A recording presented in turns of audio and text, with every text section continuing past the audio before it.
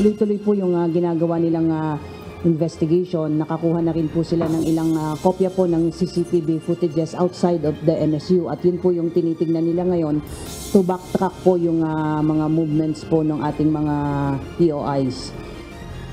Dalawang persons of interest sa pambobomba sa Mindanao State University kilala na ng PNP. Dalawang posibleng lookout hinahanap din. Pilipinas, wala pang outbreak ng walking pneumonia ayon sa Department of Health. Mga ospital nakahanda sakaling muling tumaas ang kaso ng COVID-19.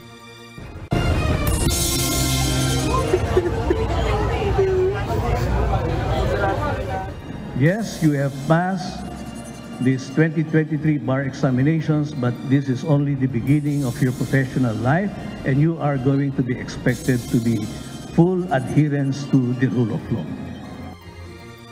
3,812 sa mahigit 10,000 bar takers pumasa sa 2023 bar exams.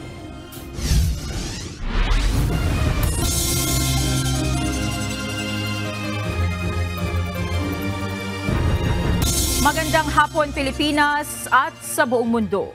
Una sa ating mga balita. Kilala na ng Philippine National Police o PNP ang dalawang persons of interest sa pagsabog sa Mindanao State University noong linggo. Ngunit ayon kay PNP Public Information Office Chief Police Colonel Gene Fajardo, dalawang posibleng lookout ang pinaghahanapan ng mga otoridad. Ito ang balita ni Leia Ilagan live. Leia, may detalye na bang ibinigay ang PNP tungkol sa mga ito? Gaya ng pangalan o inilarawan man lang ba ang kanilang mga itsura? Magandang gabi sa iyo, Monica. Bagamat meron ng pangalan o nakuha ng Philippine National Police sa ang pangalan nitong dalawang persons of interest at alam na rin nila kung anong grupo kabilang ang mga ito ay hindi muna inilabas ng Philippine National Police ang kanilang mga pictures sa media. Ito'y nais daw nilang maiwasan na makatakas pa ang mga ito at mahirapan pang mahuli o makalipat pa ng kanilang pinagtataguan. Kaya ayaw munang ilabas ng PNP ang kanilang pagkakakilanlan.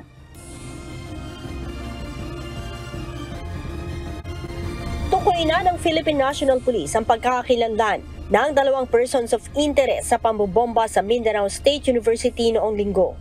Ayon kay PNP Public Information Office Chief Police Colonel Gene Fajardo, bukod sa pangalan, alam na din nila ang grupong kinaaaniban ng mga ito.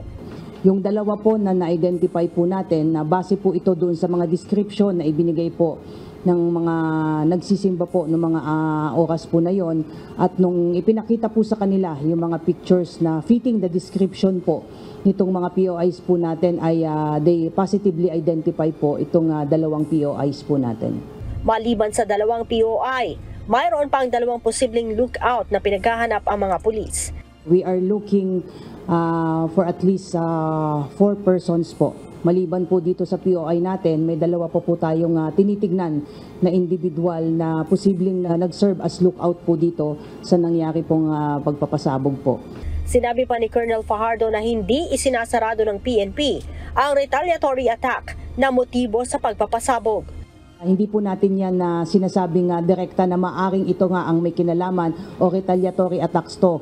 But we are also considering that dahil nga po doon sa mga nakala po nga nating na ebidensya na itong possible POIs po natin na dalawa ay affiliated nga sa grupo po na ito. Itinanggi naman ng PNP na mayroong failure of intelligence sa nangyaring pagpapasabog. Wala pong failure of intelligence na nangyari po dito, kaya po minention ko na nga po yung priority intelligence reports kasi prior po sa mga sa insidente po na ito ay mga nagbababa po tayo ng mga direktiba regarding nga po dito sa mga important information that we need to validate. At bago po nangyari ito ay wala naman pong na-receive ang PROBAR ng any information that would lead to the specifics nitong mga alleged na magkakaroon ng pagbobomba sa Mindanao, particularly doon sa MSUs. Monica, at kanina nga ay binisita nitong si PNP Chief Police General Benjamin Acorda Jr. itong matataong lugar dito sa Quezon City. Inuna niya itong Araneta Bus Terminal at iba pang terminal dyan sa Cubao. At hindi lang yung Monica, sumakay din itong si PNP chief ng train, yung LRT2 mula dyan sa may Araneta, patungo naman dyan sa may Recto, Manila. At nais niyang makita ang latag ng seguridad ng QCPD at ng MPD dito nga sa mga places of convergence upang maiwasan ang mga katulad na insidente at syempre dahil paparating na rin itong long holiday. Monica? Leia, ngayon na may mga tukoy na mga individual, nakasisiguro ba ang PNP na nasa loob pa ng bansa itong mga individuals na ito? Tama ka dyan, Monica, tukoy nila kung saan at dahil nga kaya ayaw nilang maglabas ng picture ng mga ito ay iniiwasan nila na makatakbo pa, makatago o makaalis doon sa pinagkukutaan nila dahil tukoy na rin nila kung anong grupo ito kabilang. Kaya sinabi ng PNP kanina na pagpasensyahan muna, hindi sila maglalabas ng litrato at ayaw din nilang kumpirmahin yung mga litrato na lumalabas naman sa social media. Monica. Maraming salamat, Leia Ilagan, live na nag-uulat mula sa Camp Crame. Kinilala na rin ng Mindanao State University ang 4 na nasawi sa pagsabog noong Linggo ng umaga. Bukod sa mga pangalan, wala nang ibinigay na impormasyon patungkol sa mga biktima. Nagpaabot na rin ng pakikiramay ang universidad sa pamilya ng mga ito.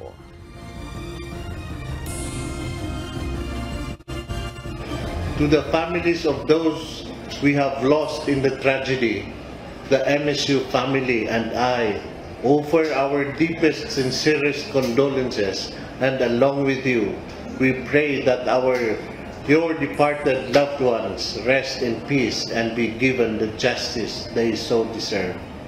We join you in your pain, and to be honest, a part of us, of every MSUan died along with them.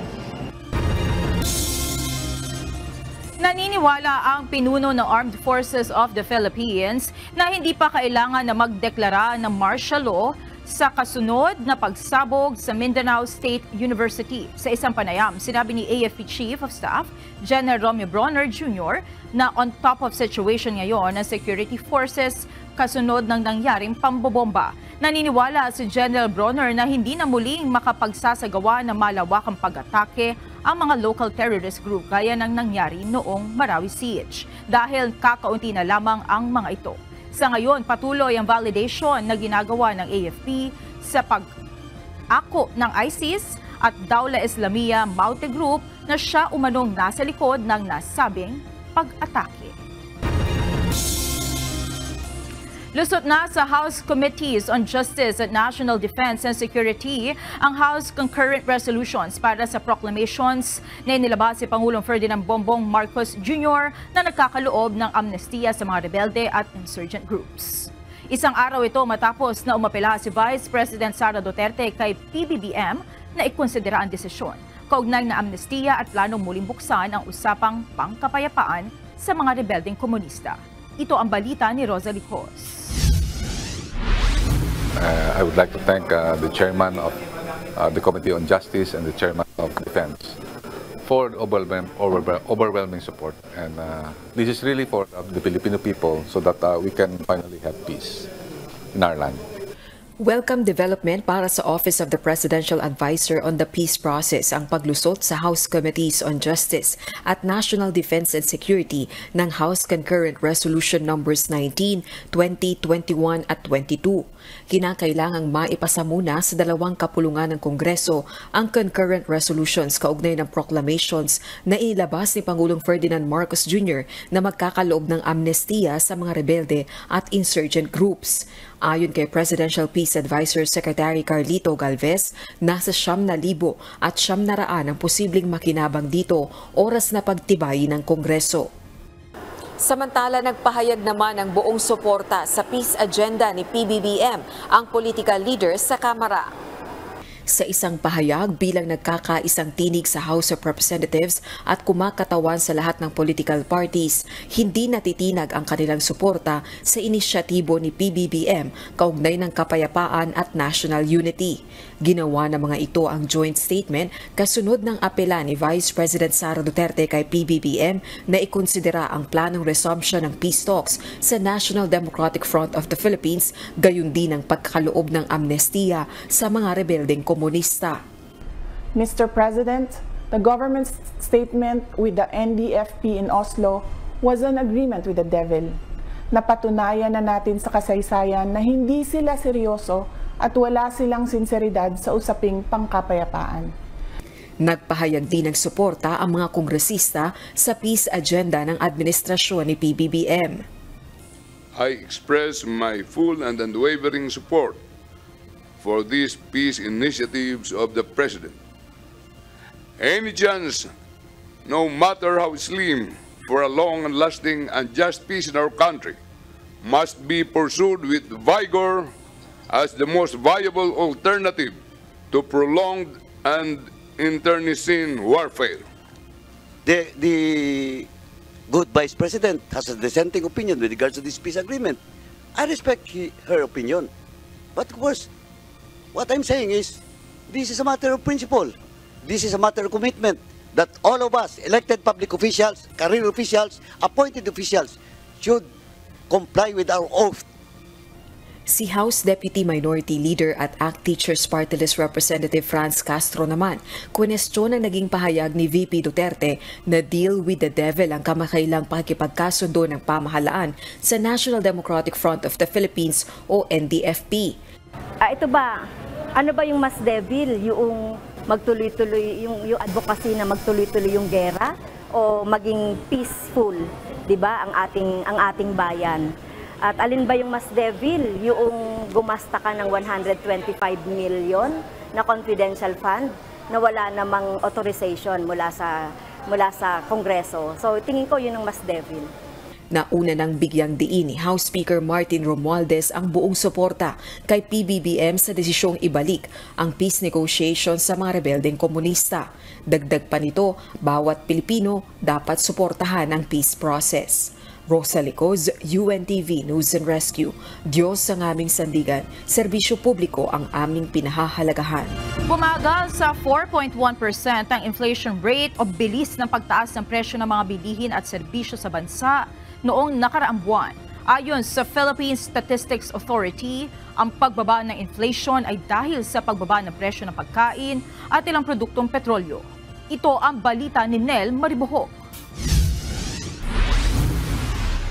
Ang headline inflation o ang pagtaas ng presyo ng mga produkto at serbisyo sa bansa ay bumagal sa antas na 4.1% nitong Nobyembre 2023. Patuloy na tututukan ng pamahalaan ang galaw ng presyo ng mga pangunahing bilihin. Sa kabila ito ng pagkakatala ng 4.1% inflation noong Nobyembre. Ayon kay National Economic and Development Authority o NEDA Director General at Socio-Economic Planning Secretary Arsenio Balisacan, patuloy na imomonitor ng pamahalaan ang bilis ng antas ng pagtaas ng presyo ng mga bilihin. Gayon din ang halaga ng mga serbisyo sa gitna ng banta ng geopolitical tensions at pabago-bagong klima o climate change na nagdudulot ng kawalan ng katiyakan sa maaaring maging epekto nito sa galaw ng presyo ng mga bilihin. Upang matiyak na magiging sapat ang supply ng pagkain, ayon kay Secretary Balisacan, inirekomenda nila ang patuloy na mababang pagpapataw ng taripa sa bigas, mais at karne ng baboy. Panatilihin rin ang suporta sa mga sektor na apektado ng El Niño phenomenon, lalo na sa agrikultura. Ayon sa Bangko Sentral ng Pilipinas, patuloy rin nilang tututukan ang galaw ng inflation at kung kinakailangan ay gagawa ang BSP ng kinakailangang aksyon upang maibalik sa target ang inflation. Kahit na mataas ang presyo ng bigas, iniuugnay ang pagbagal ng inflation rate sa pagbaba ng presyo ng food at non-alcoholic beverages tulad na lamang ng gulay. Ang nag-ambag ng malaki sa pagbaba ng inflation ng food and non-alcoholic beverages ay ang pagbagsak ng presyo ng vegetables, tubers, cooking bananas at iba pa na may negative 2.0% inflation. Ayon pa sa Philippine Statistics Authority o PSA, ang pagbaba rin ng halaga ng produktong petrolyo ay nagambag rin kaya bumagal ang inflation. Ang nag-ambag ng malaki sa pagbagsak ng inflation ng transport ay ang mabilis na pagbagsak ng presyo ng gasolina na may negative 4.8% inflation at diesel na may negative 18.4% inflation. Kumpiyansa ang NEDA na epektibong mapapangasiwaan ng pamahalaan ng inflation at maiiwasan ang pagtaas ng presyo ng mga bilihin. Ito ay sa pamamagitan na rin ng tama at napapanahong pagpapatupad ng trade policy. Nel Maribuhok, UNTV News and Rescue, Diyos ang aming sandigan, serbisyo publiko ang aming pinahalagahan. Hindi magpapatupad ng extension sa operating hours ang pamunuan ng MRT3 at LRT2 ngayong holiday season. Ito ay kahit pa inaasahan na ang dagsa ng mga pasahero dahil sa extended mall hours sa Metro Manila dahil sa holiday rush. Ito ang balita ni JP Nunez. Hindi po namin magagawang mag-extend ng revenue hours dahil ang magsasacrifice naman po is yung maintenance ng ating buong MRT3 systems. Hindi tulad ng mga nakalipas na taon kung saan nakagawian na ang pagkakaroon ng extension sa operating hours ng mga tren tuwing holiday season, ngayong 2023 hindi na palalawigin pa ng management ng MRT3 at LRT2 ang oras ng biyahe ng kanilang mga tren. Ito'y kahit inaasahan na ang dagsa ng mga pasahero bunsod ng extended mall hours sa Metro Manila dahil sa holiday rush. Paliwanag ng pamunuan ng MRT3, hindi na nila kakayanin na mag-extend pa ng oras ng biyahe ngayong holiday season dahil maaapektuhan nito ang oras na nakalaan para sa maintenance ng mga tren. Ayon kay MRT3 Officer in Charge at General Manager Assistant Secretary Georgette Aquino, kung tutuusin ay kulang pa anya ang 5 oras na window hours mula alas 11 ng gabi hanggang alas 4 ng umaga para sa maintenance ng mga tren. Ito'y upang matiyak na talagang maayos at nakakondisyon ng tama ang mga tren bago payagan ang deployment sa linya.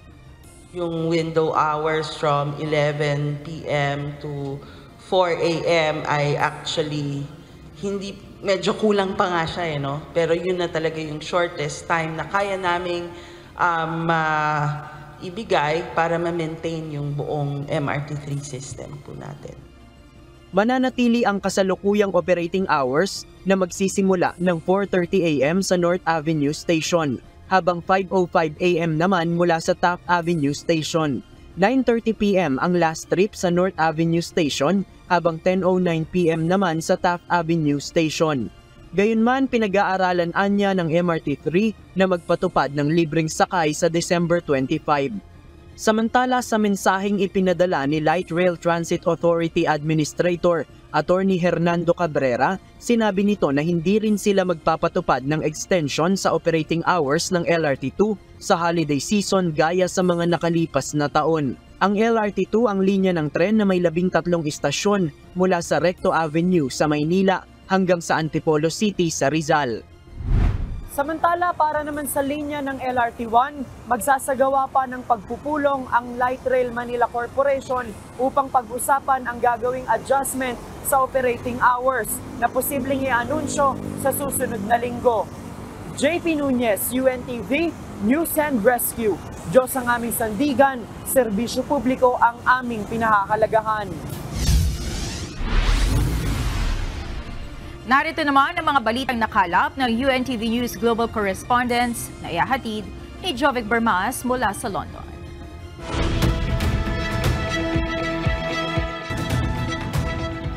Magandang araw sa iyo, Jovic. May ipinabot bang humanitarian aid ang United Kingdom para sa mga civilian sa Gaza?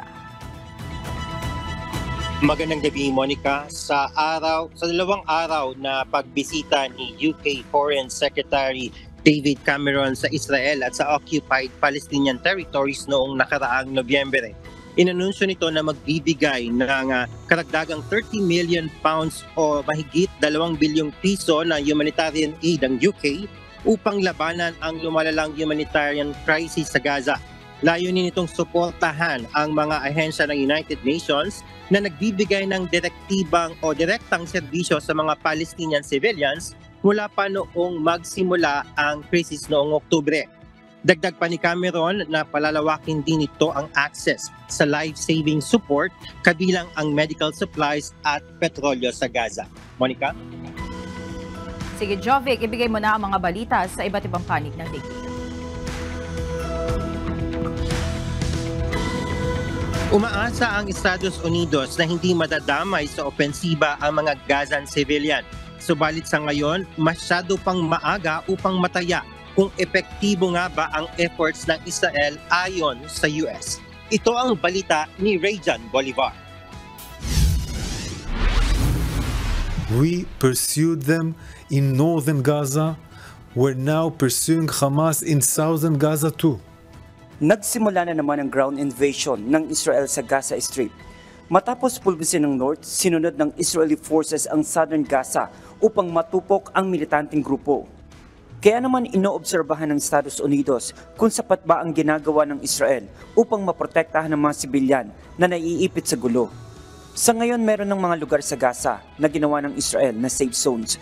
Bukod dito, meron na ring targeted request para sa evacuation. Ayon kay State Department spokesman Matt Miller, may improvement na ito kumpara sa nangyari sa Norte, kung saan pina-evacuate ang mahigit 1 milyong tao. Sa pagbisita ni US Secretary of State noong nakaraang linggo sa Israel, sinabihan nito si Israeli Prime Minister Benjamin Netanyahu na ang military operation ng Israel sa Northern Gaza ay hindi dapat maulit sa South. Nagpatuloy ang sagupaan ng Israel at Hamas noong Biyernes matapos ang 7 araw na ceasefire kung saan nakapagpawala ng mga hostages at prisoners at nakapagpapapasok ng humanitarian aid sa Gaza. Every civilian death is a tragedy that the IDF does not want and is taking extensive measures to avoid. Israel does its best to distinguish between civilians and terrorists. Rayjan Bolivar, UNTV News and Rescue. Diyos ang aming sandigan, serbisyo publiko ang aming pinahahalagahan. Patuloy ang isinasagawang combined search and rescue ng US at Japan military upang matunton at ma-recover ang mga labi ng US military airmen matapos mag-crash ang isang US CV-22 Osprey sa Japan. Isang labi na ang na-identify ng US Air Force. Ito ang balita ni Klein Sinka. 5 labi ang kinumpirmang nakita ng dive team ng Japan at US sa wreckage site ng Osprey mishap sa Japan ayon sa isang pahayag ni Deputy Pentagon Press Secretary Sabrina Singh sa isang press briefing sa US Department of Defense. Dagdag pa ng White House, 2 sa mga ito ang na-recover na at tuloy-tuloy ang isinasagawang recovery efforts para makuha ang natitirang labi sa wreckage site, ganun din ang paghahanap sa iba pang nawawalang pasahero. Kinilala naman ng US Air Force ang unang labi na si 24 years old Staff Sergeant Jake Gallier mula sa estado ng Massachusetts na kabilang sa Yokota Air Base Intelligence Unit sa Japan. Sa isang statement, sinabi ng US Air Force na ang CV-22 Osprey hybrid plane na mayroong 8 pasahero ay nasa training flight mula sa US Marine Air Base sa Yamaguchi Prefecture at patungong Kadena Air Base sa Okinawa. Nag-request ito na emergency landing sa Yokoshima Island at ayon sa ilang eyewitness, nag-flip ang aircraft habang ito ay nasusunog bago mag-crash. Kasalukuyan namang nakaground ang CV-22 Osprey matapos itong i-request ng Tokyo habang patuloy ang investigasyon sa dahilan ng pag-crash nito. Sa isang separate incident noong August, isang different model Osprey ang nag-crash sa Australia habang nasa isang military training na pumatay sa 3 US Marines habang isa pang Osprey ang nag-crash sa disyerto sa California na pumatay naman sa 5 Marines. Klein Sinka, UNTV News sa Rescue USA. Diyos sa aming sandigan, serbisyo publiko kaming pinahalagahan. Matapos maranasan ng mahabang panahon na tagtuyot sa silangang bahagi ng Africa, ilang linggong tuloy-tuloy na pag-ulan naman ang naranasan sa rehiyon. Nagdulot ito ng pagguho ng lupa at ikinasawi ng nasa 47 tao, habang 85 naman ang naiulat na sugatan. Maraming mga kalsada sa lugar ang kasalukuyang nabarahan ng putik, tubig at mga tumumbang puno. Samantala, nagpaabot naman ng pakikiramay sa pamilya ng mga nasawi si Tanzania President Samia Suluhu Hassan, na kasalukuyang nasa Dubai para sa COP28 Climate Conference. Nag-utos din si President Hassan ng dagdag pwersa upang mas maraming tao ang mailikas at matulungan. Isasagawa sa Huwebes, December 2 ang isang summit sa pagitan ng China at ng European Union. Layo nitong mapag-usapan ng ilang global economic issues. Ito ang balita ni Trisha Rinyo. Nais ng China na mapalakas ang diplomatic relation nito sa European Union o EU sa paparating na China-EU Summit. Matapos ito ng ilang high-level meeting sa pagitan ng top diplomats ng EU at China upang makahanap ng common ground sa kanilang komplikadong relasyon. Bagaman magkaiba ang pananaw sa iba't ibang international at regional issues, umaasa naman na ang dalawang powers ay makakapagmantina ng world peace at stability, pati na rin ang pagsagot sa global challenges ayon kay Wang Wenbin, spokesperson ng Chinese Foreign Ministry. Makikipagpulong sa Huwebes si Chinese President Xi Jinping kina European Council Charles Michel at President of the European Commission na si Ursula von der Leyen. Pag-uusapan ng dalawang panig ang nasirang relasyon sa ilang trade issues gaya ng investigasyon sa anti-subsidy ng EU sa electric vehicles at ang pagsisiyasat sa Chinese steelmaker. Noong nakaraang buwan, sinabi rin ng China ang pagpayag sa visa-free travel sa mga mamamayan sa EU mula sa France, Germany, Italy at Netherlands.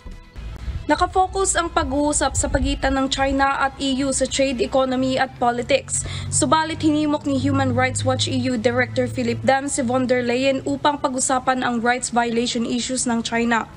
Trisha Rinyo, UNTV News and Rescue.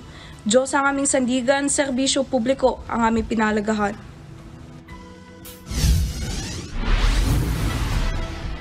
At yan ang mga balita mula sa iba't ibang panig ng mundo. Mula dito sa London, United Kingdom, ako si Jovic Bermas. Magandang gabi. Inaprobahan na ng Commission on Appointments ang interim appointment ni Agriculture Secretary Francisco Chu Laurel Jr.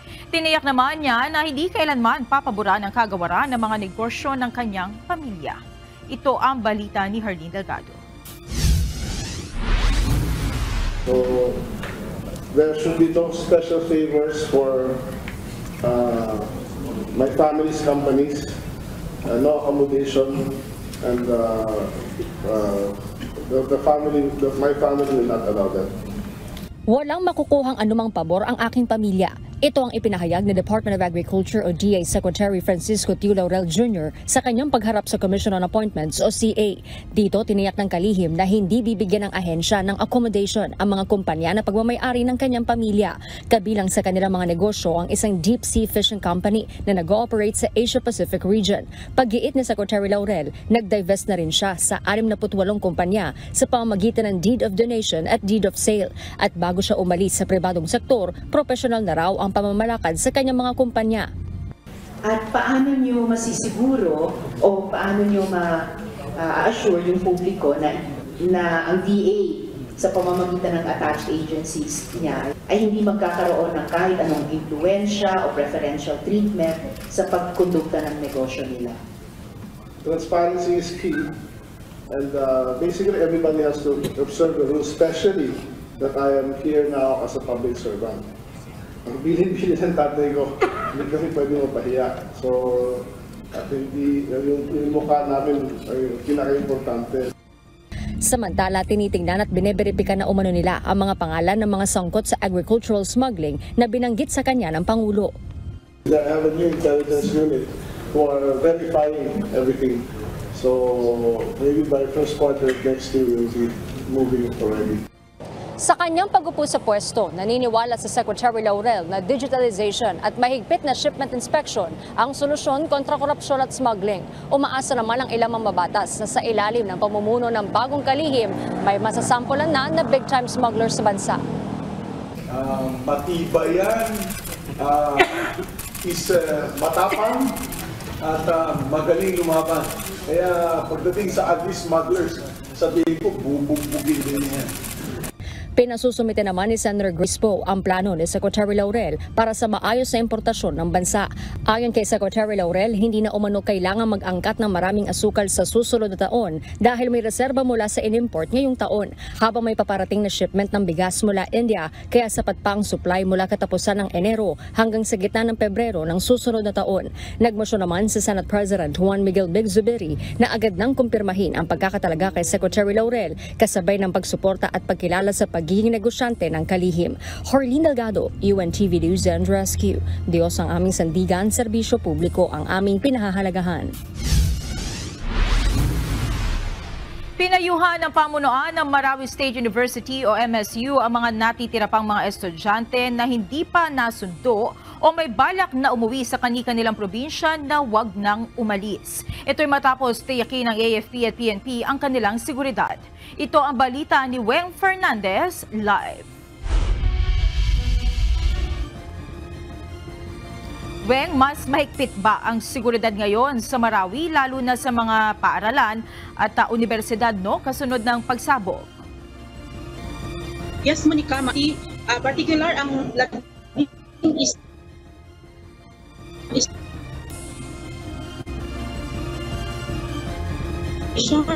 lalong-lalo na po ang pagbabantay sa mismong campus ng MSU.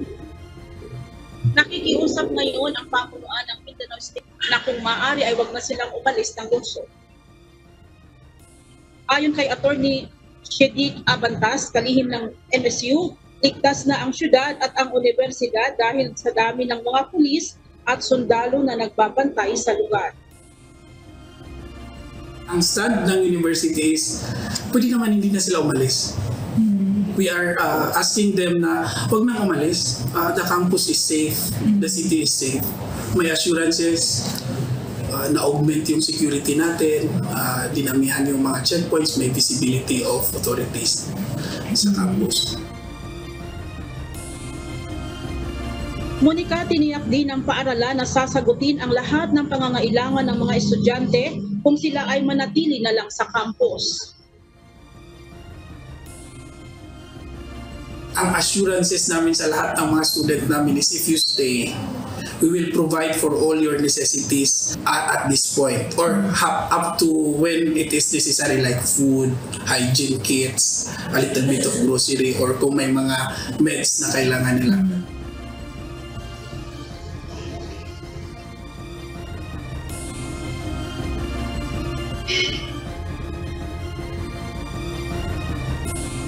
Monica, samantala, patuloy naman ang pagberipika ng mga otoridad sa Police Regional Office Bangsamoro Administration ng Yobart hinggil sa napabalitang mga local terrorist group na nag-ooperate sa Lanao del Sur.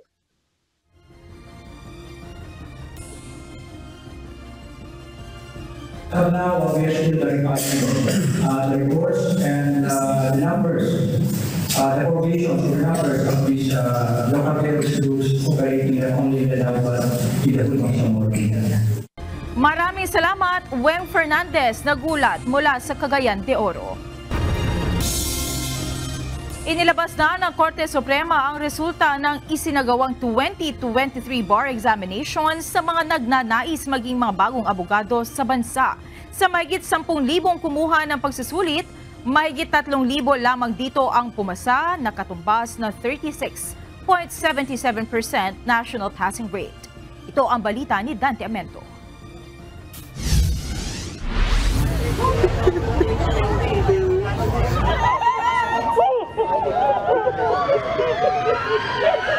May umiiyak, huminyaw at nagtatatalon. Ilan lamang ito sa mga reaksyon ng mga magulang, kaanak at higit sa lahat ng mga pumapasa tuwing ilalabas ang resulta ng bar examinations. Si Lawrence Magno, dala-dala ang kanyang 1 taong gulang na anak nang pumunta sa courtyard ng Supreme Court kanina. Hindi nito mapigilan ang maiyak nang makita ang kanyang pangalan sa LED wall kung saan inilagay ang mga pinalad na pumasa sa 2023 bar examinations. Pasalamat po una-una sa kay Lord God po, siya po talaga Tapos masaya po ako kasi para sa magandang buhay ng anak ko. First daughter niyo po siya, kaka 1 year old niya lang. It's a blessing po talaga. Maraming salamat po kay Lord. Si Brian Kelvin Pineda naman, umuwi pa mula United Kingdom ang kanyang mga magulang para lamang personal na saksihan ang paglabas ng resulta ng bar exams. Sobrang saya po. Kakasundo ko lang sa magulang ko galing ibang bansa because they've lived there for more than 20 years. So they came home to wait for the results and we're very appreciative na pumasa ako. Without them, I wouldn't be in this place and this time. So maraming salamat. Ang iba naman kahit ilang beses nang bumagsak tulad ni Joy Grace Duremdes ay hindi nawala ng pag-asa na umulit na sumubok hanggang sa makapasa sa isa sa pinakamahirap na pagsusulit sa bansa. Sobrang halaga. This is my third time already and my previous score was 74.6. So sungkit din. Sa resulta ng bar exams, 3,812 ang pumasa sa kabuuang 10,387 na kumuha ng pagsusulit noong nakaraang Setyembre nitong taon. Katumbas ito ng 36.77% ang national passing rate na mas mababa kaysa 43.47% passing rate noong nakaraang taon. Paalala ng Korte Suprema sa lahat ng mga pumasa na sumunod sa lahat ng kanon ng pagiging isang abogado. Yes, you have passed these 2023 bar examinations, but this is only the beginning of your professional life and you are going to be expected to be full adherence to the rule of law.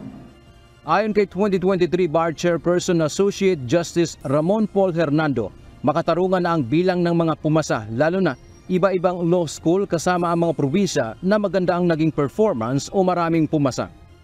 You know, ang feeling namin, yung 36.77 is just enough. It's reasonable.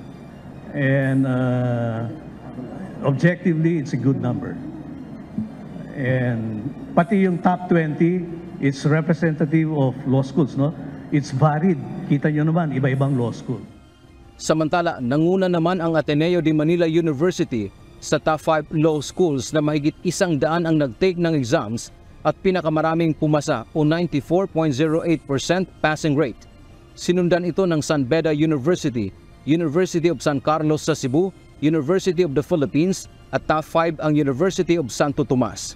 Ang top 1 naman sa mga kumuha ng bar exams ay si Ephraim D. mula sa University of Santo Tomas na may score na 89.26%. Para naman sa lahat ng mga hindi pinalad na pumasa sa bar exams ngayong taon, panawagan ng Supreme Court na hindi dito natatapos ang kanilang karera dahil marami pang susunod na pagsusulit ang maaari nilang kukunin. Manunumpa ang mga bagong pumasa sa bar exams sa darating na December 22 sa SMX Convention Center sa Pasay City. Dante Amento, UNTV, News and Rescue. Diyos ang aming sadigan, serbisyo publiko ang aming pinahahalagahan.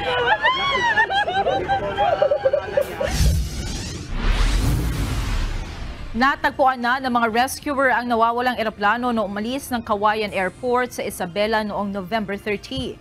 Gayunman, sinabi ng mga otoridad na maaaring abutin pa ng 2 araw o higit pa bago marating ng search and rescue team ang crash site dahil sa tarik ng mga bundok na kinakailangan tahakin sa may area ng Sierra Madre. At para sa detalye nito, ito ang balita ni Grace Flores live. Grace, hindi ba uubra na magpalipad na lamang ng air asset doon sa crash site, no? Para i-drop na lang yung mga rescuer at malaman kung ano na ang kalagayan ng piloto at isang pasahero na sakay noong eroplano. Yes, Monica, magandang gabi. Ayon sa pamunuan ng Incident Management Team o IMT, walang aerial rescue ngayong araw kasi nasa ilalim ng ulap ang lugar ng crash site. Bukod pa dito, ang remaining sunlight period raw ay masyadong maikli. Ayon sa Municipal Disaster Risk Reduction Management Office ng Palanan, Isabela, maaaring abutin pa ng 2 araw o higit pa bago marating ng search and rescue team yung lugar na pinagbagsakan ng cyclone aircraft. Ito'y dahil masyadong matarik ang mga bundok sa may area ng Sierra Madre, kaya't pahirapan bago marating ang crash site. Makalipas ang 6 na araw ng masusing paghahanap ay natagpuan na kanina ng search and rescue team ang nawawalang eroplano sa may bulubunduking bahagi ng San Mariano, Isabela. Agad na kumilos ang lahat ng ground rescuers para puntahan ang crash site.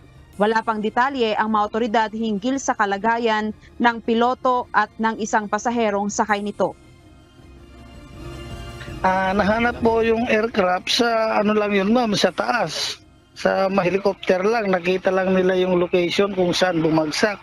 Pero yung ground troops dito na mga rescuer ma'am, nasa kalahatian pa sila ma'am at kabundukan yan ma'am . Malayo pa yung area namin, yung area ng mga rescuer ko rito. Hindi ko masabi kung kaya nilang 2 araw hanggang dun sa ground. Bukod sa ground rescuers, muli ring lumipad kanina ang so-called helicopter ng Philippine Air Force para subukan na mag-drop off o magbaba ng mga rescuer malapit sa crash site. Pero ayon sa head ng Palanan Isabela Municipal Disaster Risk Reduction and Management Office, hindi pa rin nakalapit ng husto sa crash site ang Air Force dahil sa masyadong malakas ang hangin at mahamog sa lugar kaya't apektado ang visibility. Hindi ko po masabi ma'am at sa Google lang ma'am, diretso pag tinignan mo mga bundok na matataas, pataas, pababa, may mga ilog pa na malalalim. Siyempre wala namang daan yun ma'am, gagawa sila ng daan nila para sinusundan lang yung location kung target site. November 13 nang may ulat na nawawalang Piper aircraft na papunta sana ng Palanan Isabela subalit hindi na ito nakarating ng kanyang destinasyon. Monica, sa ngayon ay patuloy tayong nakantabay sa magiging development nitong natagpuang eroplano sa may bulubunduking bahagi ng San Mariano, Isabela. Pero palaisipan pa rin ngayon sa mga otoridad kung ano ang kalagayan ng piloto at pasaherong sakay ng nasabing Cyclone aircraft. Yan muna ang balita mula dito sa Baguio City. Balik sa iyo, Monica. Maraming salamat, Grace Flores.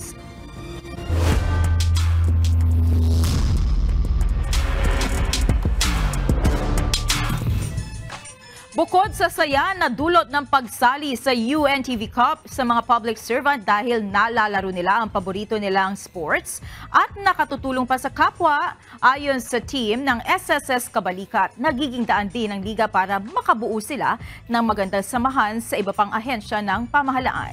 Samantala, abangan ngayong Webes ang mainit na bakbakan sa hardcourt ng SSS Kabalikat at Malacanang Team OPPMS Trailblazers. Ito ang balita ni Gladys Tuwabi. So initially nga hindi pa kami nagpapapanalo, but I think this season will be a winning season for us. So sobrang winning in terms of improvement of competition, in terms of relevance to the league, in terms of our impact. So yun yung dahilan ba't kami sumali at patuloy na sumasali. Nice pass. Good ball reversal. Mataas ang moral ng SSS Kabalikat dahil nakapasok na sila sa win column sa kabila ng naunang 2 pagkatalo sa nagpapatuloy na eliminations ng UNTV Cup Season 10. Kaya naman mas ganado sila na lalo pang paghusayan ang kanilang mga susunod na game. Susunod na makakalaban ng SSS ang Malacanang Team OPPMS Trailblazers sa Webes December 7.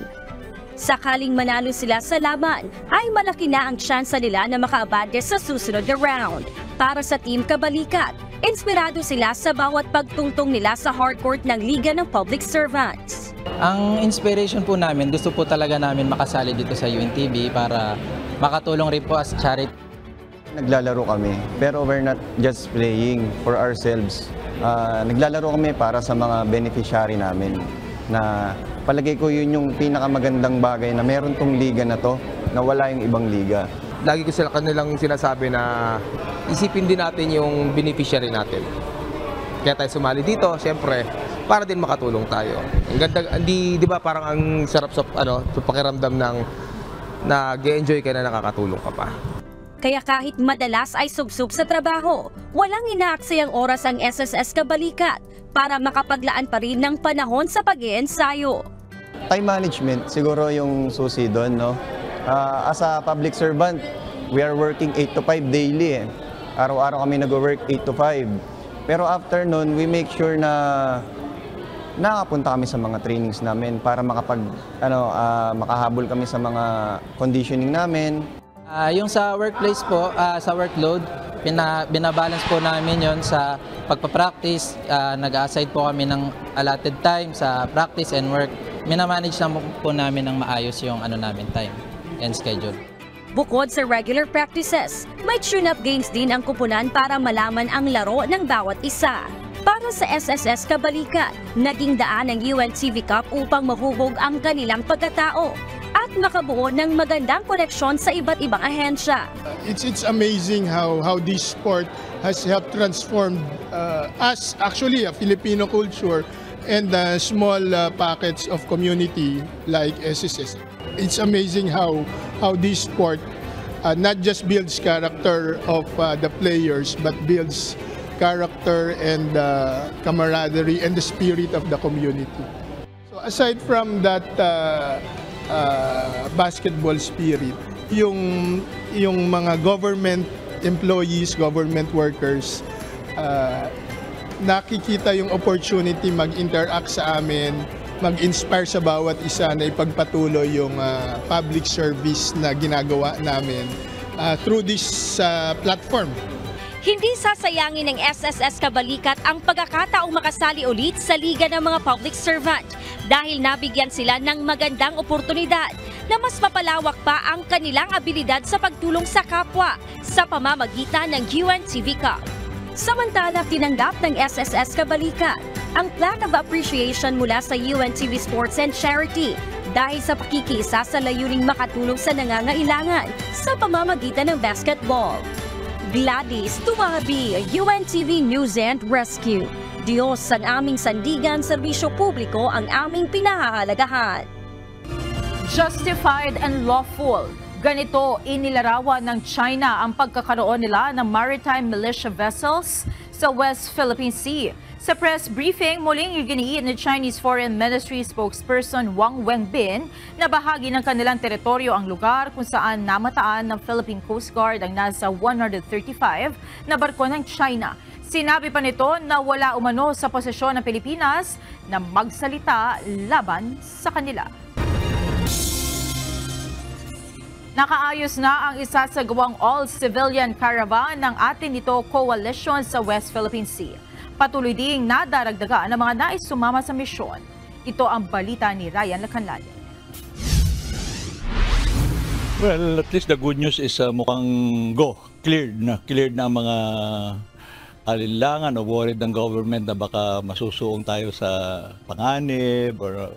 Tuloy na sa linggo, December 10, ang civilian caravan ng atin ito coalition sa West Philippine Sea. Ito ay sa kabila ng na-monitor na swarming activities ng Chinese Maritime Militia Vessel sa Julian Pilifirip kamakailan ng Philippine Coast Guard.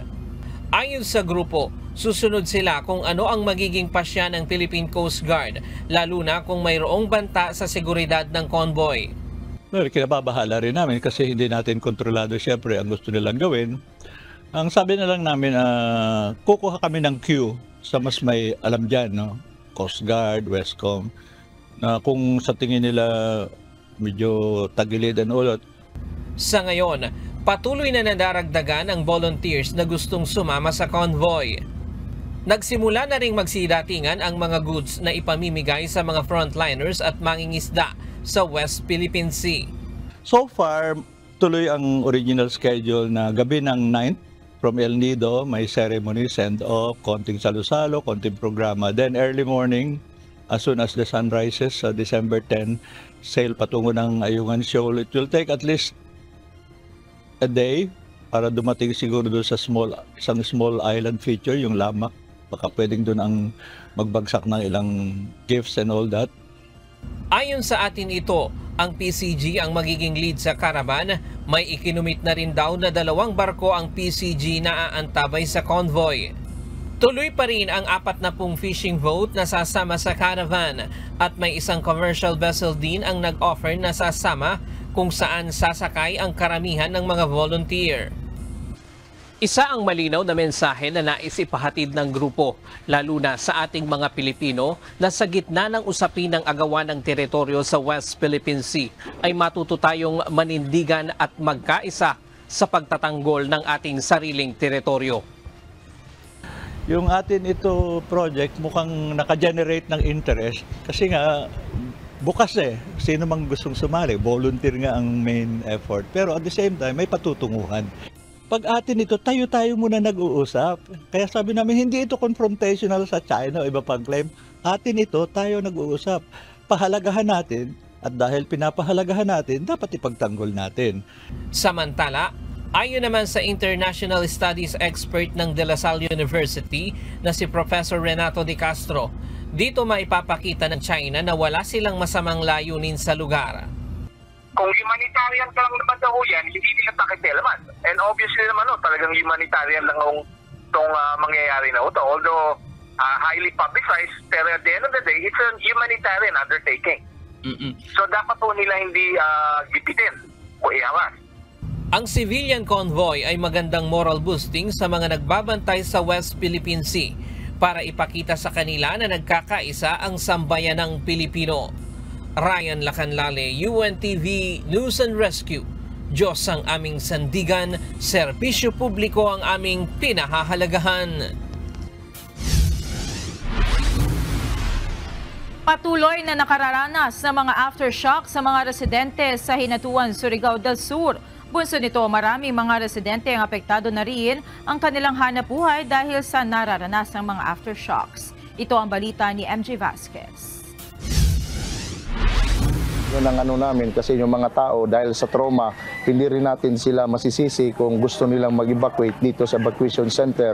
Basta't hanggat gusto nilang mag-evacuate, tinatanggap po natin. Sa halip na mabawasan, patuloy na nadaragdagan ng bilang ng mga residente sa Hinatuan, Surigao del Sur na mas piniling manatili sa evacuation center kaysa bumalik sa kanilang mga tahanan. Sa pinakabagong tala ng Provincial Disaster Risk Reduction and Management Office o PDRRMO, umabot na sa mahigit 13,000 pamilya ang apektado ng malakas na lindol at mga aftershocks. Marami rin sa mga residente ang hindi na rin makapaghanap buhay dahil sa mga aftershocks. Gaya na lamang ng mangingisdang si Tatay Basilio na ilang araw nang hindi makapalaot. Karon kay di man ko kapanagat kay tungod aning kuan lagi, linog, standby. Problema yan panggasto lagi pa dayo. Hadlok pud no kayo kuyaw kayo, isa gyud nga ni nga kahimtang. Bagaman nasa evacuation center, pilit na ginagawang normal ng mga residente ng Hinatuan ang kanilang pamumuhay. Subalit hindi pa rin maalis sa kanila ang pangamba dahil lubhang naapektuhan na ang kanilang mga hanap buhay. Si Nanay Angelita naman, kahit inaatake ng arthritis, napilitang maglakad patungo sa inilaang evacuation center para sa kanila upang maibsan ang pangamba sa mga pagyanig. Bangga-bangga ako kasi na umatake rin yung arthritis ko. Sana po matulungan din kami kasi na ano rin yung mga hanap buhay namin dahil sa takot tapos nag-stay dito yun. Mahirap lang din naman kasi ang buhay dito ng tao. Ang tricycle driver naman na si Algie, hindi na iwasang maglabas ng kanyang saloobin hinggil sa kanilang kinakaharap na sitwasyon sa evacuation center dahil sa kakulangan ng pagkain. Sa among sitwasyon diri sa lungsod sa Hinatuan, o bisan asa pa man tanan man ta apektado. Amo lang unta karon nga bisan noodles o itlog na ay sa karon magupat na kadlaw dapat na mga ayuda balag way bugas basta na ay malasak lang sa tiyan ba. Paliwanag naman ni Hinatuan Mayor Shem Garay, ginagawa ng kanilang hanay ang kanilang makakaya upang matugunan ang pangangailangan ng mga residente nito at nagsimula na rin aniya sila ng pamamahagi ng ayuda. Kahapon dumating yung 5,100 na food items. Pakiusap din ng lokal na pamahalaan ng Hinatuan sa mga residente nito na kung maaari ay bumalik na muna sa kanilang mga tahanan kung hindi naman ito nasira dulot ng lindol. Samantala, ayon sa tala ng Office of the Civil Defense Caraga, umabot na sa 100 million pesos ang pinsalang idinulot sa mga kabahayan. Wala namang naiulat na namatay sa nangyaring lindol. Panawagan naman ng LGU Hinatuan na ugaliing maging alerto at huwag magpanik sa mga nararanasang aftershocks at nag-abiso rin sila na huwag makinig sa anumang anunsyo na hindi galing sa mga otoridad. MJ Vasquez, UNTV News and Rescue. Diyos ang aming sandigan, serbisyo publiko ang aming pinahalagahan. Niyanig ng malakas na lindol ang bayan ng Lubang Occidental, Mindoro dakong alas 4:23 ng hapon kanina. Ayon sa Philippine Institute of Volcanology and Seismology o PHIVOLCS, naramdaman din na malakas na pagyanig sa Metro Manila at iba pang lugar sa Luzon. Dahil sa lindol, pansamantalang ipinatigil ng Department of Transportation ang biyahe ng mga tren at marami rin ang nagsilabasan ng gusali para sa evacuation. Mula sa Quezon City, ito ang balita ni JP Nunez live. JP, base sa report ng PHIVOLCS, gaano kalakas ang lindol na naramdaman kanina? Monica, batay nga dun sa monitoring ng PHIVOLCS, umabot sa magnitude 5.9 yung lindol o yung pagyanig na idinulot ng lindol pasado alas 4 kaninang hapon. Naitala ang sentro ng pagyanig sa may bayan ng Luban sa Occidental Mindoro. Ayon pa sa PHIVOLCS, sa lakas ng lindol, naramdaman rin ang mga pagyanig sa malaking bahagi ng Metro Manila, Bulacan, Cavite, Batangas, Rizal at ilan pang mga lugar sa Luzon na may lakas ng intensity 5 hanggang intensity 1. Sa tindi ng pagyanig, nagsilabasan ng gusali ang mga empleyado ng Malacanang. Pansamantala ring inihinto ang sesyon sa House of Representatives, maging sa Senado at agad na nag-evacuate ang mga tao. Maging ang mga empleyado sa iba pang mga opisina, maging ang mga taga-UNTV ay agad ring nagsilabasan ng building matapos ang malakas na lindol. Samantala, agad namang ipinatigil ng Department of Transportation ang lahat ng biyahe ng MRT at PNR kanina matapos ang malakas na pagyanig. Pansamantalang pinatigil ang pagpapapasok ng mga pasahero sa mga istasyon dahil wala munang biyahe ang mga tren. Pagkatapos ng lindol ay agad namang nagsagawa ng visual inspection ang MRT at LRT na bahagi ng safety procedure. Ito ay upang tiyakin na walang anumang pinsala na idinulot ang lindol at masiguro ang ligtas na pagbiyahe ng mga pasahero. Habang ang Manila International Airport Authority agad ring nagsagawa ng inspeksyon sa lahat ng terminal at mga pasilidad ng NAIA. Base sa report ng NAIA, wala namang naitalang damage na idinulot ang lindol kanina. At Monica, bandang alas 5 nga kanina matapos magsagawa ng visual inspection, yung mga tauhan ng MRT at ng LRT ay nagbalik operasyon naman. Bandang 5:30 kanina ay fully operational na yung MRT 3, LRT 1 at yung LRT 2 matapos nga itong lindol. Yan muna ang ating latest live mula dito sa Quezon City. Balik sa iyo, Monica. JP, ito bang lindol na ito ay may mga naitala na rin na aftershocks as we speak? Monica, batay doon sa monitoring natin sa Facebook page ng PHIVOLCS ay meron pang mga lindol na pagkatapos ng malakas na lindol kanina na malapit doon sa area na sentro kanina nung lindol. Pero hindi pa natin nakumpirma kung yan ay mga aftershock. Pero sinasabi naman ng PHIVOLCS na kapag merong ganitong malalakas na lindol ay definitely merong sunod-sunod na aftershocks na nangyayari. Monica? At JP, huling tanong na lamang, may kaugnayan ba itong nangyaring lindol sa Metro Manila at ibang karatig na lugar doon sa nangyaring lindol recently lamang sa Mindanao? Sa ngayon, Monica, wala pa tayong detalye kung magkaugnayan. Ang nakuha pa lang nating impormasyon ay yung initial na ibinigay ng PHIVOLCS. Pero tungkol doon sa pagkakaugnay niyan doon sa lindol na nangyari sa Mindanao, ay wala pa tayong kumpirmasyon sa ngayon, Monica. Alright. Maraming salamat, JP Nunez, live na nag-uulat mula sa Quezon City. Tiniyak ng Department of Health na wala pang outbreak ng walking pneumonia sa bansa. Samantala, nakahanda ang mga pribadong ospital sakaling muling tumaas ang kaso ng COVID-19. Ito ang balita ni Gladys Tuwabi. Sa Philippines po, wala pang outbreak according to our Epidemiology Bureau, although marami ang cases because ito po talaga yung season ng respiratory illness. Totoong mataas na ang mga kasong naitatala ng respiratory illness hindi lamang sa China, kundi pati na rin sa Europa, partikular na sa mga bata. Ngunit ayon sa Department of Health, hindi ito dahil sa isang bagong virus, kundi sa mga dati ng microbes. Kaya hindi pa maaaring masabi na may outbreak nito sa bansa. Ayon kay Health Secretary Ted Herbosa, bagaman marami ang naitatalang respiratory cases sa bansa, ito ay dahil sa panahon. Bunsod nito, binigyang diin ni Secretary Herbosa ang pag-obserba sa minimum health standards, gaya ng masking at physical distancing. My advice is the same. Yung natutunan natin ng COVID, yung social distancing at saka pagsuot ng face mask, cough etiquette para hindi magkahawan. Kung may sakit ang bata, wag nang papasukin para hindi makahawan ng ibang bata sa eskwelahan. Samantala, 4 na linggo nang sunod-sunod na nakakapagtala ang DOH ng mahigit 1,000 kaso ng COVID-19 sa bansa. Nitong linggo lang ay nakapagtala ang kagawaran ng 1,340 cases. Ayon sa kagawaran, ang pagtaas ng mga kaso ay inaasahan dahil wala nang sinusunod na restriksyon ang mga tao.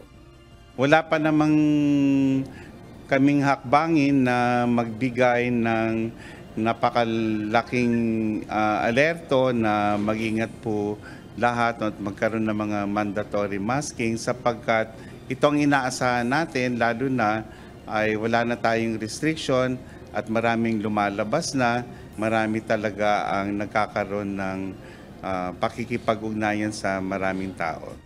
Ilang mga opisyal na rin sa bansa ang nahahawaan ngayon ng COVID-19. Si Pangulong Ferdinand Bongbong Marcos Jr. ay kinakailangang sumailalim sa 5-day isolation matapos itong magpositibo sa virus. Sa isang Facebook post naman kahapon, inihayag ni Pasig City Mayor Vico Soto na nagpositibo rin ito sa COVID-19. At noong nakaraang Huwebes, sinabi ni Senator Cynthia Villar na siya ay positibo sa COVID-19. Sa kabila ng pagtaas ng mga kaso, sinabi ng DOH na wala pang napapaulat na overcrowding sa anumang ospital sa bansa. Sa bahagi naman ng Private Hospitals Association of the Philippines Incorporated, wala pa itong naitatalang pagtaas ng bilang ng mga pasyenteng dinadala sa mga ospital dahil sa COVID-19. Ganun pa man, nakahanda ang kanilang mga pasilidad sakaling lumambo ulit ang kaso ng COVID-19. So far kasi mga aming yung na-receive namin reports, hindi naman gano'n kadami ang COVID. And then kung meron mga COVID kasi mga incidental lang yun. COVID lang, hindi yung talaga mga grabe na COVID. And hindi talaga nanonotice na tumataas right now kaysa sa mga flu-like diseases. Okay naman, the hospitals, special private hospitals are ready. Yun naman kanilang mga COVID areas, hindi naman nila pinlose yan. Gladys Tuwabi, UNTV News and Rescue. Diyos ang aming sandigan, serbisyo publiko ang aming pinahahalagahan.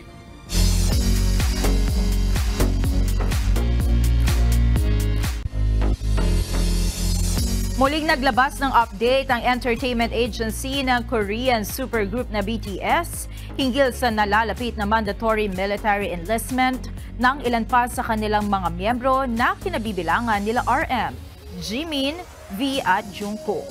Sa pahayag na inilabas ng Big Hit Music kanina, sinabi nito na naghahanda na ang 4 na members ng BTS sa kanilang nalalapit na military enlistment.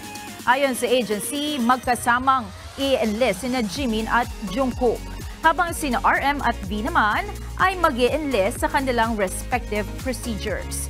Binigyan diin ng entertainment agency na hindi makakaroon pa ng official event sa araw ng enlistment ng 4 na BTS members. At tanging ang kanilang pamilya at military personnel lamang ang papayagan sa kanilang entrance ceremony. Muli silang nakiusap sa mga fans na huwag nang dumayo pa sa site at inabisuhan ng mga ito na mag-ingat sa mga mag-aalok ng mga hindi otorisadong tour packages at iba pang produkto na gumagamit ng pangalan ng K-pop group. Nauna nang nag-enlist sa military ang 3 miyembro ng BTS na sina Jin, J-Hope at Suga. Inaasahan naman na muling magka-comeback ang grupo sa taong 2025.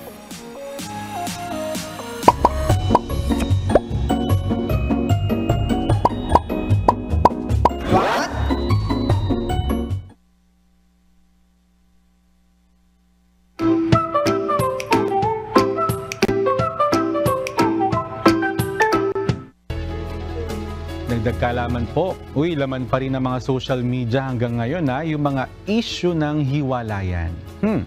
Kaya marami tuloy nagtatanong, gaano ba katagal bago makamove on ang isang tao mula sa isang breakup?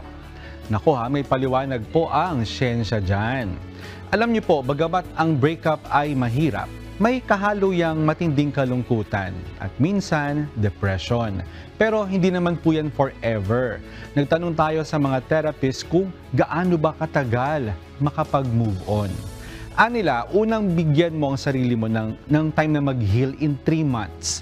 Sinasabi ng mga pag-aaral na bumubuti ang pakiramdam ng mga iniwang sugatan sa tinatawag na 3 months post-breakup. Pero take note, wala naman daw pong normal amount of time para mag-heal ang isang tao. Depende pa rin yan kung paano natin natanggapin ang isang bagay. Iwasan mo ring mag-isip ng tungkol sa deadline na yan. Gaya ng sabi, ang 3 months ay isang study, pero depende pa rin sa sitwasyon ng isang tao. Ang mawalan ng minamahal ay para kang namatayan ng mahal sa buhay, na walang koneksyon. Please take your time. Huwag kang matali sa 3 buwan. Isa pa, ang pagtanggap sa katotohanan ang siyang magpapalaya sa iyo. Kung matanggap natin na talagang wala na, move on na tayo. Alam ko na mahirap pero alang-alang sa kapakanan mo, let go. Isa pa, appreciate mo rin ang mga friends mo sa paligid mo. Hindi naman tayo nabubuhay para sa isang tao lang. Meron kang magulang, mga kapatid, mga kaibigan mo na nandyan lang palagi para sa iyo. And, I quote, isa pa, one day, you will understand that it never mattered how tightly you held on to the wrong people, how intensely you tried, because the right people were always going to find you. The right people were always going to stay. Isang malaki at mahigpit na yakap sa mga nagmahal ng tapat at tunay. Sana po may natutuhan kayo at laging tatandaan, mapalad po ang tao na nakakasumpo ng karunungan at ang tao na nagtatamo ng kaunawaan.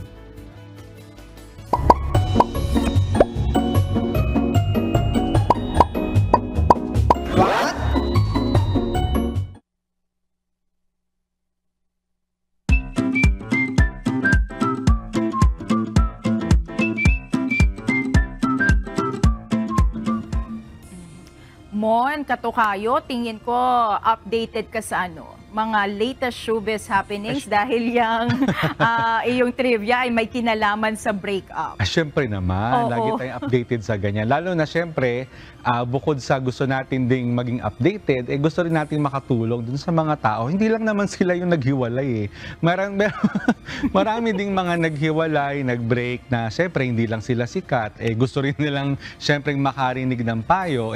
Ayan, meron tayong trivia para sa kanila. At yung sinabi ko, Monica, based on research and studies yon. Ang isa palang tao pag galing sa breakup, ang sinasabi, pwedeng mag-heal yan within 3 months. Pero sinasabi ng mga therapist na huwag tayong matali dun sa 3 months na yon. Kasi depende pa rin naman sa tao kung paano nyo tatanggapin ang isang bagay. So yun ay parang isang study na ginawa para magkaroon lang tayo ng guide. Pero yung pagtanggap natin sa sakit na naranasan natin, depende pa rin yan kung paano natin tatanggapin yung mga bagay na yan. Mon, actually, yung 3-month rule, di ba, sikat yan sa mga nagbe-break up. So, may scientific basis pala talaga yan. Meron. Pero ito ba ay applicable sa, in general lang ba to, o applicable ba ito doon sa mga long-term relationships? Kasi sabi nila, syempre, mas mahaba para mas matagal ang moving on phase. Totoo yan. Actually, yung study, hindi naman nila kinakahon, no? Yung isipin na 3 months dapat move on ka na. Hindi ganon. Actually, may mga kilala nga ako dahil sa sobrang mahal nila yung guy o yung girl, minsan 6 months pa. Actually, yung mga unang phase nun, Monica, kinikwento ng mga nakausap ko, hindi daw agad masakit Pero pagkalipas ng ilang buwan, doon mo mararamdaman yung sakit once na parang namimiss mo na yung tao, naaalala mo na. Hindi siya nakakahon, Monica. Yung 3 months na yon is based lang doon sa mga studies, yung doon sa mga nakuha nilang mga tao na ginawa nila ng study. Pero talaga, depende pa rin yan kung paano tatanggapin yung mga bagay-bagay. Tama, I agree. Saka dapat matuto tayo, learn experience, and don't be afraid to grieve kasi parte talaga yan ng pag-heal. Dapat hindi ka in denial, and lagi tayo magdasal sa may kapal kasi talaga makatutulong yan sa ating pag-move on. Maraming salamat, Katukayo Mon Locson, sa iyong trivia ngayong araw. Samantala, narito naman ang ating mga kausi ngayong Martes na nakasama. Unahin na po natin si at Gloria Gamus Quieta Regalario. Maraming salamat po sa inyong panonood. Christian Paul Mendoza, Carlos Balisa, Inday Flory Monsanto Ponpon, Danny Florendo at Levi Rojas. Mag-ingat po kayo mga kasambahay, baka po mayroon pa mga aftershock sa naganap na lindol. At muli, maraming salamat sa inyong pagtutok. Narito naman ang salita ng Diyos na ating sandigan mula sa aklat ng Ecclesiastes 2, versikulo 26 na nagsasabi, sapagkat ang tao na kinalulugaran niya, binibigyan ng Diyos ng karunungan at kaalaman at kagalakan. Ngunit ang makasalanan ay binibigyan niya ng damdam na magpisan at magbunton upang maibigay sa kanya na kinaluluguran ng Diyos. Ito man ay walang kabuluhan at nauuwi sa wala.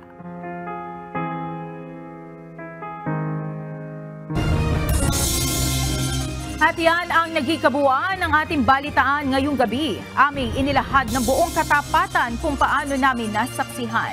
Kayo'y makapagtitiwala na ang aming nakita at narinig ang aming ibinabalita. At dito po sa UNTV, Diyos ang aming sandigan, serbisyo publiko ang aming pinahahalagahan. Magandang gabi.